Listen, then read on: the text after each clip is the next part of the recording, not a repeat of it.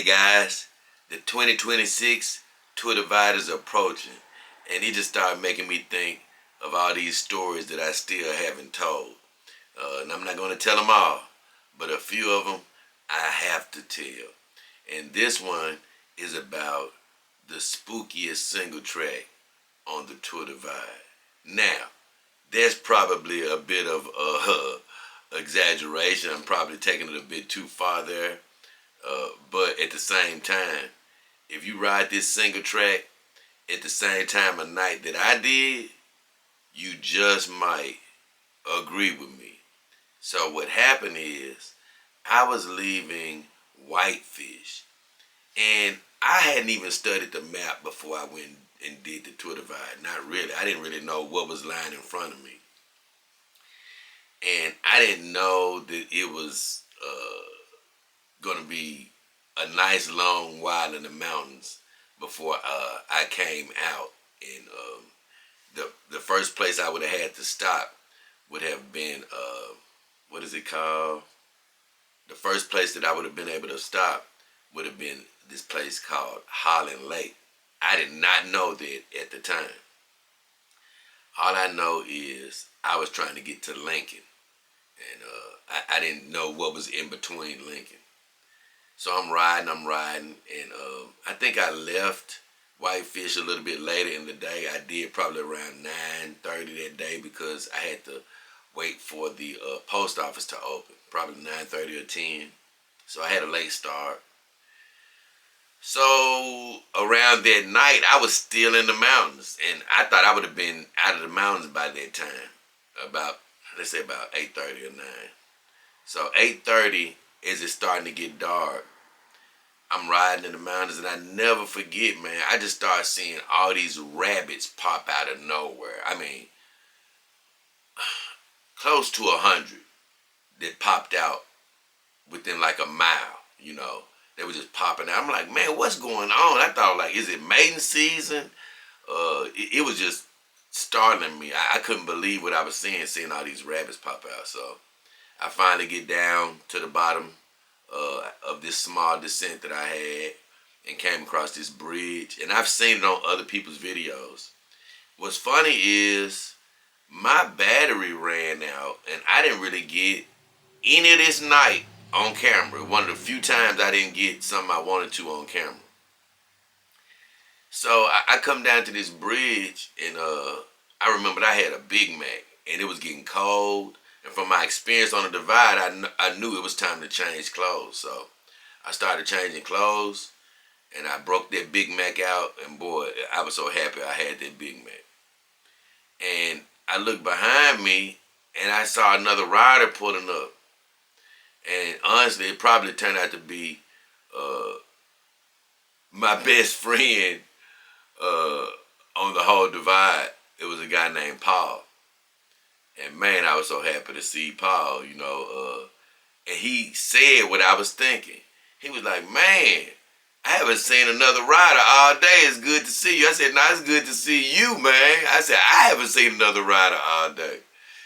So Paul was trying to change clothes too or something. And I was shining my light on him. I could have left. And Paul was like, man, you gonna actually use your light to help me out? I said, yeah. He said, man, you a good guy. I appreciate you. I said, nah, man, I would want you to do it for me, so no problem. I helped Paul out. And on the divide, you're not riding this team, so you're really solo. So I expected sort of Paul to ride off or whatever after that, but we sort of kept the same pace for a while. And we were riding on into the night. It was just me and him. We were talking. He was a great guy. We had great conversation for a second, and we were riding. He had a salsa, I had a salsa, so meaning salsa cutthroat, the same bike. So we had a lot to talk about. He was an older guy, but we were really hitting it off. It was crazy though, man. My light started malfunctioning. I had a Phoenix headlight, and I would talk about that light system probably another day, but it's crazy. I might go back with the Phoenix light system, but due to what happened to me, I probably shouldn't. But one of my lights kept faltering, and I had to stop and try to fix it. And once again, it's a race, so I wasn't hurt. Paul kept going. And by the time I got my life fixed, shoots, I didn't see Paul anymore. And I know I was riding, and I came to what I thought was a dead end. Because it seemed like even me and Paul, when we got together, it seemed like we were riding forever. And I said, dang, Paul, are we ever going to get out these mountains? And he was laughing. He was like, man, it don't seem like we ever getting out these mountains. But Paul had left me, and I came to this dead end, and I'm like, man, I don't know where he went. Because on my map, it was telling me to go somewhere where I couldn't see where to go. I'm like, where am I supposed to be going? Next thing you know, man, I heard Paul call me. I heard him say, Jay. It was way out in the distance, though. I said, Paul, is that you, Paul? I said, you all right? And I think he might have answered once more, and I didn't really hear him anymore. And, man, I sort of looked over to my left, and I saw, like, a small little crack in between some rocks. And I said, is that where I'm supposed to go? And, man, like, right when I went through them rocks, my map sort of picked it up. Like, okay, this is where you're supposed to go. I said, man, what? I promise you, it threw me all the way off. And had I been by myself, I might have been stuck there for a while. Because, man, I promise you, it's a path that you don't think you're even supposed to be going. And I said, damn, this is crazy.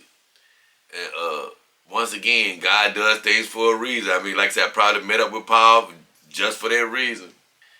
But I went down this path, and it was a single track. And, man, it was just so spooky. I tripped out the fact that, like I said, my camera wasn't working right at this time. But my lights and all that stuff, I had made them functional. They came back on. And I was riding, and it's crazy because the woods just sort of close in on you during this section. And literally a bear can reach his paw out from the woods and just tap you on the shoulder. The trees are that close to you. And it goes on for a while, this single track does, some points of it get a little tricky, but it's not super technical, and that's coming from somebody who isn't the greatest mountain biker.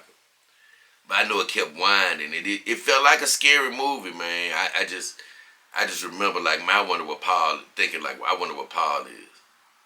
Don't you know? Probably after a couple of miles, 2 or 3 miles, at least 2 miles, I came up on Paul. Some of you might be thinking, like, 2 miles, that ain't nothing, but believe me, when you out there riding on the trail, 2 miles is a long dang way. I came up on the silhouette of Paul sitting in the dark, and, man, it was so funny. Paul was eating. He was eating something. And I said, dang, Paul. I said, I can't lie, man. I was worried about you. I said, I can't lie. I was a little scared there for a second. I say, till, I realized I was on the right path or whatever. Paul was just eating and stuff, and he actually gave me some of whatever he was eating. I think he was eating like a burrito, an idea he got from Ryan Van Dusen. And he gave me one. And he was like, man, I was just waiting on you. He said, I can't lie. I thought about waiting on you and riding with you through this. He said, but nah. He said, I felt like this was an experience that you needed to have all on your own. So he knew how sort of spooky it was and things of that nature. But, I was so glad that Paul let me have that experience because I think he knew that those are the type of things that make an adventure real. You know what I'm saying? Sort of feeling like you stuck out there by yourself for a second and not knowing what's around the next corner. And it was so funny because he was sitting in the dark because he had I forgot what it's called, but he had the charging block. I hate to even say it like that because it sounds so stupid, but he had the charging block for his wheel that allowed him to charge his device. It allowed him to have a light without having a battery. But the thing is, when you don't have that, when you come to a stop, you're in the total darkness unless you have a headlamp. And I don't think he had his headlamp on at the time, so he was in total darkness for a second until I pulled up. So he was happy every time I came around because I had the battery power light. So mine was on anytime. And he was worried about me too. He was like, man, you sure your light gonna be okay, you know?